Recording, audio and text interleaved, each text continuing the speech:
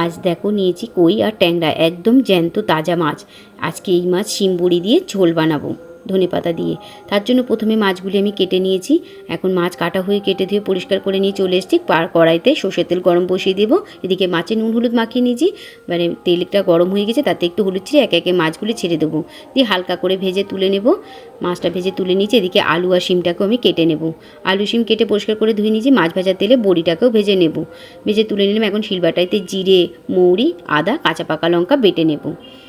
এখন কড়াইতে দিয়ে দেবো আবারও পরিমাণ মতো সাদা তেল, তাতে নুন চিটিয়ে হালকা করে শিমটাকে ভেজে তুলে নেব।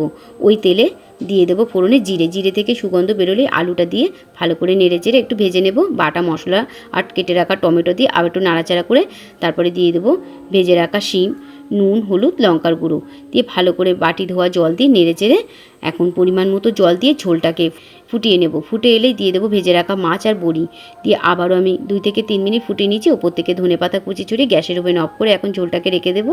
বেশ কিছু সময় রেখে ভাতের উপরে আমি গরম গরম ঝোল মাছ মুখে দিতেই স্বাদে ফাটাফাটি।